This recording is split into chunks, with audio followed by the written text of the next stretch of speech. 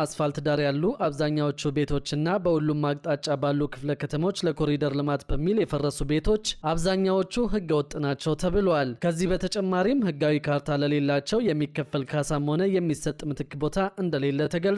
የሸገር ከተማ ከንቲባ ዶክተር ተሾመ አዱኛ ከተማ አስተዳደሩ ህጋዊ ካርታ ለሌላቸው የሚከፈል ካሳም ሆነ የሚሰጥ ምትክ ቦታ የለም ሲሉ ተናግረዋል። በከተማው ህጋዊም ሆነው ቤት የፈረሰባቸው ነዋሪዎች ግን የተሰጣቸው ካሳም ሆነ ምትክ ቦታ አለመኖሩን በምሬት ገልጸዋል። በከተማ አስተዳደሩ የቡራዩ ክፍለ ከተማ ሳንሱዚ አካባቢ ነዋሪዎች ለፈረሰባቸውና የገቢ ምንጫቸው ለነበሩ ሱቆቻቸውም ሆነ ለመኖሪያ ቤታቸው ምትክ ቦታም ሆነ ካሳ ባለመከፈሉ ችግር ላይ መውደቃቸውን አመልክተዋል። የከተማው ነዋሪዎች እንደሚሉት በየአቅጣጫው በሸገር ከተማ በዋና መንገዶች ዳርቻ የነበሩ ቤቶች በመደዳው ቢፈርሱም በአንድ በኩል እስካሁን ይሰራበታል የተባለው ልማት አልተሰራበትም፣ በሌላ በኩል ደግሞ ቤቶቹ ለወራት ግድም በመፍረሳቸው ባለቤቶቹም እንዳልተጠቀሙባቸው አንስተዋል። የሸገር ከተማ አስተዳደር ከንቲባ ዶክተር ተሾመ አዱኛ ግን የኮሪደር ልማቱን በተመለከተ በእኛ በኩል ወደ ኋላ ቀረ የምንለው ነገር የለም፣ ሁሉም ነገር በእቅዳችን መሰረት እየሄደ ነው ሲሉ ምላሻቸውን ሰጠዋል።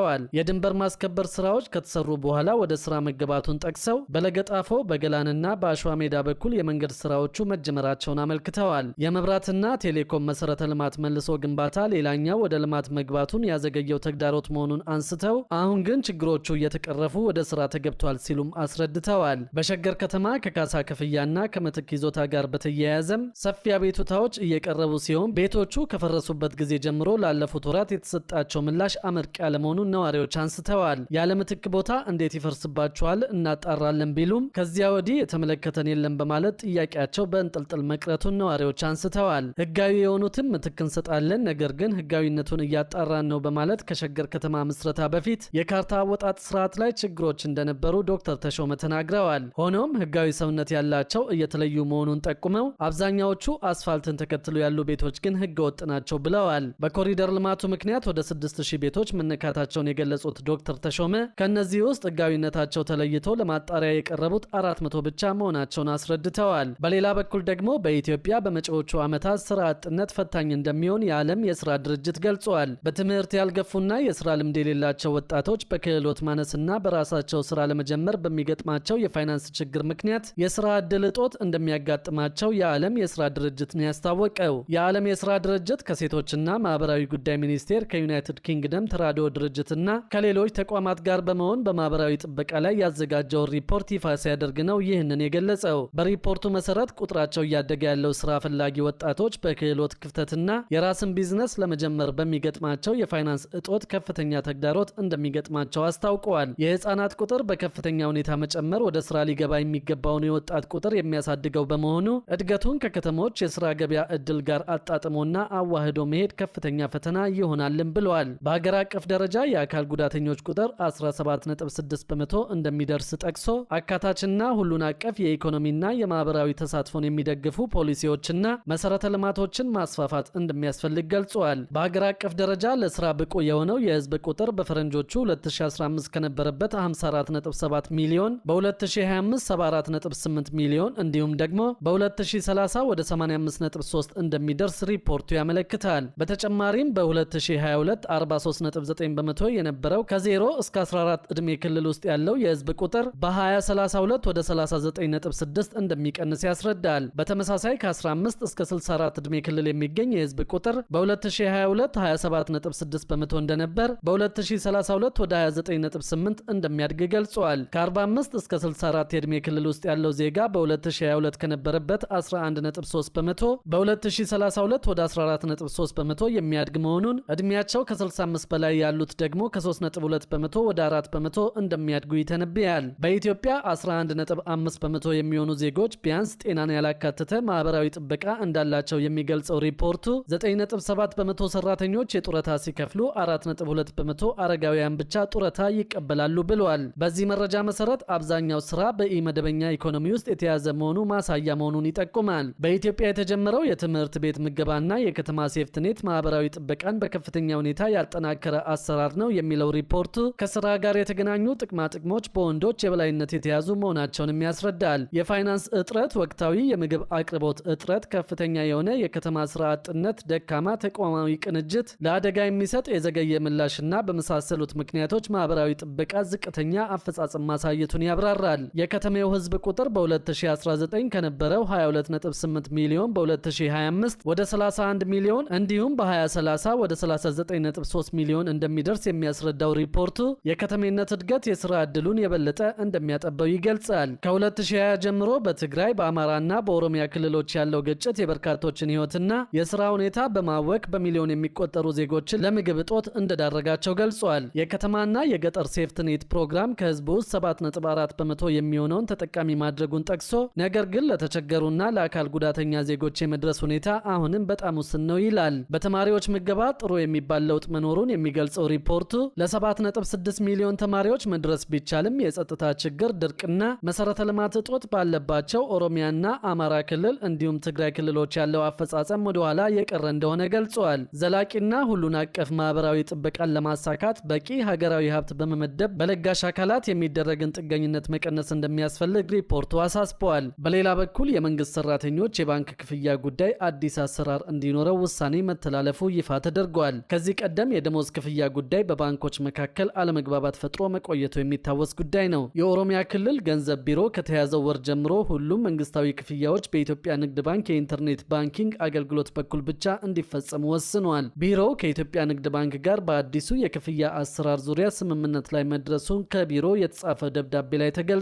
አዲሱን የክፍያ ስርዓት መከተል ያስፈለገው ከዘመኑ ቴክኖሎጂ ጋር እኩል ለመራመድና መንግስት በፈረንጆቹ 2030 ለማሳካት የያዘውን የዲጂታል ኢትዮጵያ እቅድን ለማሳካት ሲባል እንደሆነ ቢሮ አረጋግጧል። በርካታ የክልሉ መንግስታዊ ክፍያዎች የኦሮሚያ ብድርና ቁጠባ ተቋም ተብሎ ይጠራ በነበረው በአሁኑ ሲንቄ ባንክ በኩል ሲፈጸሙ እንደቆዩ የሚታወቅ ነው። የመንግስት ሰራተኞች ደሞዝ ሲንቄ ባንክን ጨምሮ በተወሰኑ የግል ባንኮች በኩል ብቻ እንዲከፈል መደረጉ የሚታወስ ነው። ይህ ጉዳይ የህግ ጥያቄ ማስነሳቱንና ከሌሎች ባንኮች ተቃውሞ እንደገጠመው ይታወቃል። የክልል መንግስታት በጀታቸውን ወደ ግል ባንኮች ማዞር የኢትዮጵያ ንግድ ባንክን በሙሉ አቅሙ እንዳይሰራ ተጽዕኖ እንዳሳደረበትም ሲገለጽ ቆይተዋል። የክልል መንግስታት በጀታቸውን ወደ ግል ባንኮች የማዞር አዝማሚያ መቀጠሉንና በአንዳንድ የአገሪቱ አካባቢዎች የሚታየው የጸጥታ ችግር የባንኩ ቅርንጫፎች በሙሉ አቅማቸው እንዳይሰሩ ተጽዕኖ እያሳደረባቸው መሆኑን የኢትዮጵያ ንግድ ባንክ ፕሬዝደንት አቶ አቤሳኖ ተናግረው ነበር። ፕሬዝደንቱ እንዳሉት እነዚህን ጨምሮ ሌሎች ተግዳሮቶች ምክንያት በርካታ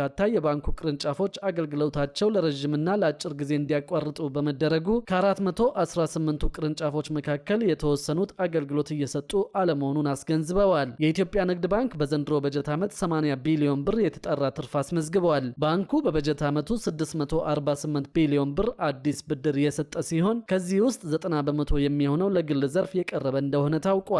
በበጀት ዓመቱ 707.4 ቢሊዮን ብር በላይ ተቀማጭ ገንዘብ በማሰባሰብ ጠቅላላ ተቀማጭ ገንዘቡን ከ2.4 ትሪሊዮን ብር በላይ እንዳደረሰውም ታውቋል። ባንኩ በቀጣዩ ዓመት 832 ቢሊዮን ብር ተቀማጭ ገንዘብ ለማሰባሰብ እንዲሁም ገቢውን 360 ቢሊዮን ብር ለማድረስ አቅዷል። ባንኩ ለደረሰበት ከፍተኛ የትርፍ መጠን በዋናነት ለግል ዘርፉ የሰጠው ትኩረት የተበላሸ ብድር መጠን መቀነሱና የዲጂታል ባንኪንግ አገልግሎት መስፋፋት በምክንያትነት ተጠቃሽ ሆነዋል። ሆኖም የክልል መንግስታት በጀታቸውን ወደ ግል ባንኮች ማዞር ንግድ ባንክን በሙሉ አቅሙ እንዳይሰራ ተጽዕኖ እንዳሳደረበት ተገልጿል። ለምሳሌ እንኳን በኦሮሚያ ክልል ያሉ የመንግስት ሰራተኞች ደሞዝ በግዴታ በሲንቄ ባንክ በኩል እንዲከፈል መወሰኑ ሰራተኞች ደሞዛቸውን በሲንቄ ባንክ በኩል ማግኘት ከጀመሩ ወራቶች ተቆጥረው እንደነበርም ይታወቃል። ከዚህ በተጨማሪ ማንኛውም በፌዴራል መንግስት በጀት የሚንቀሳቀሱ ፕሮጀክቶች የካሳ ክፍያዎችና ሌሎች አገልግሎቶች በግዴታ በሲንቄ ባንክ በኩል መደረግ ከጀመሩ ሰነባብተውም ነበር። ይህ ቅሬታ መቅረቡን ተከትሎ ይሁን በሌላ ምክንያት የኦሮሚያ ክልል ገንዘብ ቢሮ ከተያዘው ወር ጀምሮ ሁሉም መንግስታዊ ክፍያዎች በኢትዮጵያ ንግድ ባንክ የኢንተርኔት ባንኪንግ አገልግሎት በኩል ብቻ እንዲፈጸም ውሳኔውን ገልጿል። በሌላ በኩል ኢትዮጵያ ለመጀመሪያ ጊዜ የገነባችው ግዙፍ የወርቅ ማጣሪያ ፋብሪካ ስራ ሊጀምር መሆኑን ብሔራዊ ባንክ አስታውቀዋል። የኢትዮጵያ ብሔራዊ ባንክ ገዢ ዶክተር ኢዮብ ተካልኝ የሀገሪቱ የመጀመሪያው የወርቅ ማጣሪያ ፋብሪካ በመጪው አንድ ወር ውስጥ ተመርቆ ስራ እንደሚጀምር አስታውቀዋል። በአፍሪካ ደረጃ ራሱ በግዙፍነቱ የሚጠቀስ የወርቅ ማጣሪያ ፋብሪካ ግንባታ እየተከናወነ መሆኑን የገለጹት ዶክተር ኢዮብ ፋብሪካው በመጪው አንድ ወር ውስጥ ተጠናቆ ወደ ስራ ሲገባ ለሀገሪቱ የወርቅ ገበያ እጅግ ከፍተኛ አቅም እንደሚፈጥር አስረድተዋል። የሀገር ውስጥ የወርቅ ማጣሪያ ፋብሪካ ወጪን በከፍተኛ ደረጃ ከመቀነሱም በላይ ቀደም ሲል ወርቅ ወደ ውጭ በመላክ እንዲነጠር ተደርጎ ከዚያ በኋላ ለሌሎች ክምችት በዶላር የመሸጥ አሰራርን ሙሉ ለሙሉ የሚያስቀር እንደሆነም ተገልጿል። በመሆኑም ፋብሪካው ለኢትዮጵያ የወርቅ ገበያ ብቻ ሳይሆን ለአጠቃላይ ቀጠናው ትልቅ አቅም ሊሆን ይችላል ሲሉም ገልጸዋል። የባንኩ ገዢ ይህንን ቢሉም ፋብሪካው የት አካባቢ እየተገነባ እንዳለና ሌሎች ዝርዝር ጉዳዮች ላይ ማብራሪያ ማብራሪያ ከመስጠት ተቆጥበዋል። የፋብሪካው ግንባታ እየተከናወነ መሆኑን ከ4 ወራት በፊት ጠቅላይ ሚኒስትር ዶክተር አብይ አህመድ ለህዝብ ይፋ ማድረጋቸው አይዘነጋም። የብሔራዊ ባንክ ገዢው በሰጡት መግለጫ የማጣሪያ ፋብሪካው በመጪው 1 ወር ውስጥ ወደ ስራ እንደሚገባ ከማሳወቅ ባሻገር የወርቅ ግብይትን የተመለከቱ ተያያዥ ጉዳዮችንም አውስተዋል። በዚህም ከወርቅ ግብይት ጋር በተያያዘ የቁጥጥርና የመሪነት ሚናው ከብሔራዊ ባንክ ወጥቶ ወደ ሌሎች የንግድ ባንኮች የሚዘዋወርበት ሁኔታን በተመለከተ በዝርዝር ለማጥናት ባንኩ ቁርጠኛ አቋም ይዞ እየሰራ ነው ብለዋል። እንደ ገዢው ማብራሪያ ከሆነ በአሁኑ ወቅት ያለው የኢትዮጵያ የወርቅ ገበያ ስርዓት እጅግ ስኬታማ በመሆኑ የበርካታ ሀገሮች ልዑካን ተሞክሮውን ለመቅሰምና ለማጥናት ወደ ኢትዮጵያ እየመጡ ይገኛሉ ብለዋል። ይሁን እንጂ ከዚህ የተሻለና ይበልጥ ውጤታማ አሰራር የሚገኝ ከሆነ አሰራሩን ለመቀየር ጥናቶች እየተካሄዱ ቢሆንም በአሁኑ ወቅት ጥናቱ አለመጠናቀቁን ጠቁመዋል። በተያያዥም ወርቅ ሻጮች ከሁሉም የንግድ ባንኮች ጋር በጋራ እንዲሰሩ ብሔራዊ ባንክ ከፍተኛ ግፊት እያደረገ መሆኑን ዶክተር ኢዮብ አስታውቀዋል። እስካሁን ባለው ሂደት ግን አብዛኞቹ ሻጮች ከኢትዮጵያ ንግድ ባንክ ጋር ብቻ የመቆየት አዝማሚያ እያሳዩ በመሆናቸው ሂደቱ ሙሉ በሙሉ ባይሳካም በቀጣይ ግን ይህንን ጥረት ይበልጥ አጠናክረው እንደሚቀጥሉ ገልጸዋል። የባንኩ የተጣራ የውጭ ሀገር ሀብትና የወርቅ ኤክስፖርት ማድረግ ለመሰረታዊ ገንዘብ እድገት በዋና ምንጭነት እንደሚጠቀስም ተናግረዋል። የገንዘብ እድገት አዝማሚያን አስመልክቶ በሰጡት ማብራሪያ የመሰረታዊ ገንዘብ እድገት በከፍተኛ ደረጃ ላይ ቢቆይም በቅርብ ጊዜያት የመቀነስ አዝማሚያና የመረጋጋት ምልክት እያሳየ መጥቷል ብለዋል። በሌላ መረጃ ደግሞ ለሚቀጥለው የትምህርት ዘመን የክፍያ ጭማሪ የተፈቀደላቸው ትምህርት ቤቶች መኖራቸውን መንግስት ይፋ አደረገ።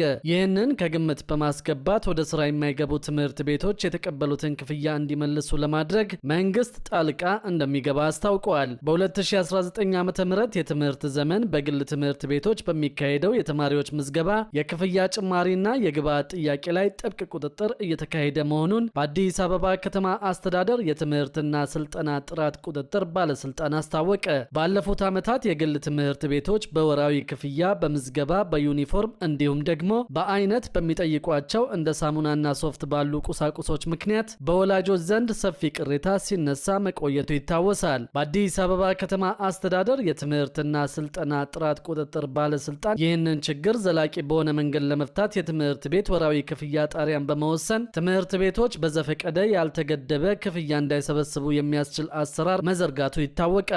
በዚህም መሰረት በ2019 የትምህርት ዘመን የክፍያ ጭማሪ ማድረግ የሚፈቀድላቸው በደንቡ መሰረት ከዚህ ቀደም ጭማሪ ያላደረጉ 166 የግል ትምህርት ቤቶች ብቻ መሆናቸውን የባለስልጣኑ ምክትል ስራ አስኪያጅ ታጋይቱ አባቡ ገልጸዋል። አያይዘውም ከዚህ ውጭ ያሉ ቀሪ ሁሉም የግል ትምህርት ቤቶች ምንም አይነት የክፍያ ጭማሪ ማድረግ እንደማይችሉ ገልጸዋል። ባለፈው ዓመትም መመሪያውን በመጣስ በቅድመ አንደኛ ደረጃ ተማሪ ወላጆች ላይ የጽዳት መጠበቂያዎችንና ወረቀት በአይነት የጠየቁ 149 ተቋማት በክትትልና በወላጆች ጥቆማ ተለይተው እርምጃ እንደተወሰደባቸው የገለጹት ምክትል ስራ አስኪያጇ ቀደም ሲል በአይነት ይጠየቁ የነበሩ ግብዓቶች መመሪያውን የሚጥሱ በመሆናቸው አሰራሩ እንዲቆም መደረጉንም አብራርተዋል። ወላጆች ለአዲስ ተማሪዎች የፈተና ክፍያን ጨምሮ ሌሎች ያልተፈቀዱ ክፍያዎች ሲጠየቁ ወይም ግብዓቶችን በአይነትና በገንዘብ እንዲያቀርቡ ሲገደዱ በነፃ የስልክ መስመር 9023 ወይም በአካል በመቅረብ ጥቆማ ማቅረብ እንደሚችሉ ገልጸዋል። ባለስልጣኑ መመሪያውን በሚጥሱ ተቋማት ላይ የሚያደርገውን ጥብቅ ቁጥጥር አጠናክሮ እንደሚቀጥልም አረጋግጠዋል። የግል ትምህርት ቤቶች ዘመኑ የደረሰበትን ተለዋዋጭና ተደራሽ የክፍያ አማራጮች እንዲያቀርቡ አዲሱ መመሪያ ያስገድዳል። ትምህርት ቤቶቹ የክልልና የከተማ አስተዳደር ትምህርት ቢሮዎች ከሚያወጣቸው የክፍያ መመሪያዎች ውጪ ያልተፈቀደ ክፍያ ማስከፈል እንደማይችሉም በመመሪያው ላይ ተቀምጧል። የተማሪ ወላጆች ወይም አሳዳጊዎች ያልተወያዩበትና ያልተስማሙበት የትምህርት ቤት ክፍያና መመዝገቢያ ተፈጻሚ መሆን የለበትም ሲልም መመሪያው ደንግጓል። ከመመሪያው ውጪ ለተማሪዎች የትምህርት ክፍያና መመዝገቢያ የተሰበሰበ ገንዘብ ካለም ለተማሪ ወላጆች ወይም አሳዳጊዎች ተመላሽ እንዲሆን ይኸው መመሪያ ያዛል። የትምህርት ወይም የመመዝገቢያ ክፍያዎችን በተመለከተ የተማሪ ወላጆች ወይም አሳዳጊዎች ቅሬታ ካላቸው የትምህርት ስራውን ለሚያስፈጽመው አካል በጽሑፍ ማቅረብ እንዳለባቸው መመሪያው ያስገነዝባል። በዚህ አሰራር ያልተፈቱ ቅሬታዎች ካሉ በሚመለከተው የትምህርት ቢሮ ወይም በሚኒስቴር መስሪያ ቤቱ ቀርበው ሊታዩ እንደሚችሉ በመመሪያው ላይ ተመላክቷል። ያልተፈቱ ቅሬታዎች ወይም አለመግባባቶች በ15 የስራ ቀናት ውስጥ መፍትሄ ሊያገኙ እንደሚገባም መመሪያው ቀነ ገደብ አስቀምጧል። በሌላ በኩል ደግሞ ለማንም የግል ድርጅት ወይም ግለሰብ ውክልና አልሰጠውም ሲል የኢሚግሬሽንና ዜግነት አገልግሎት አስታውቋል። የኢሚግሬሽንና ዜግነት አገልግሎት የደላሎችን ጣልቃ ገብነት ለማስቀረትም አገልግሎቶቹን ዲጂታላይዝ እያደረገ መሆኑን ገልጿል። የአገልግሎቱ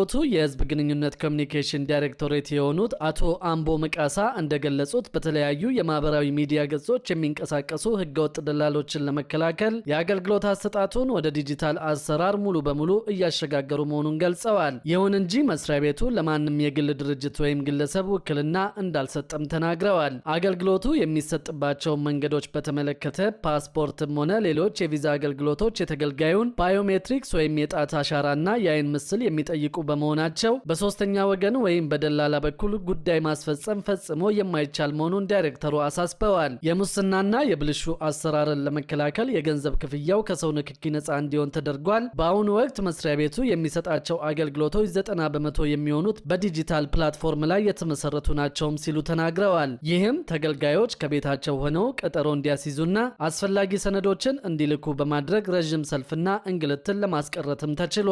የድረገጽ መቆራረጥና የኔትወርክ ችግሮችን በተመለከተም መስሪያ ቤቱ በየጊዜው የማሻሻያ ስራዎችን እንደሚሰራ ገልጸዋል። ተገልጋዮች በድረገጽ መጠቀም ቢቸገሩ እንኳን በ28ቱ የክልል ቅርንጫፎች በአካል በመቅረብ አገልግሎቱን በነፃ ማግኘት እንደሚችሉ ተገልጿል። የኢሚግሬሽንና ዜግነት አገልግሎት በውጭ ሀገራት የሚኖሩ ኢትዮጵያውያን አዲሱን የኤሌክትሮኒክ ፓስፖርት ለማግኘት በተቋሙ የበይነ መረብ ቅጽ ላይ መመዝገብ እንደሚችሉም አስታውቀዋል። አዲሱን የኤሌክትሮኒክ ፓስፖርት አገልግሎት በውጭ ሀገር በሚገኙ የኢትዮጵያ ኤምባሲዎችና ቆንጽላ ጽሕፈት ቤቶች በኩል ተደራሽ ለማድረግ እየሰራ መሆኑን የጠቀሰው ተቋሙ በውጭ የሚኖሩ ዜጎች የፓስፖርት ማመልከቻ ምዝገባዎችን በአዲሱ የተቋሙ የበይነ መረብ ቅጽ ላይ ብቻ እንዲሞሉ አሳስበዋል። ተቋሙ የተጭበረበሩና ሐሰተኛ ሰነዶችን በማቅረብ በህገወጥ መንገድ ፓስፖርት ለማግኘት የሚጠይቁ አመልካቾች ቁጥራቸው ከጊዜ ወደ ጊዜ እየተበራከተ መሄዱንም ገልጿል። በ2018 ዓ.ም ብቻ 4000 በላይ ኢትዮጵያውያንና የውጭ ሀገር ዜጎች በሐሰተኛ ሰነድ አገልግሎት ለማግኘት ሲሞክሩ ተይዘው ህጋዊ እርምጃ እንደተወሰደባቸው ገልጿል። አገልግሎቱ በበጀት ዓመቱ ከ1.6 ሚሊዮን በላይ ፓስፖርቶችን ለዜጎች እንደሰጠም አስታውቋል።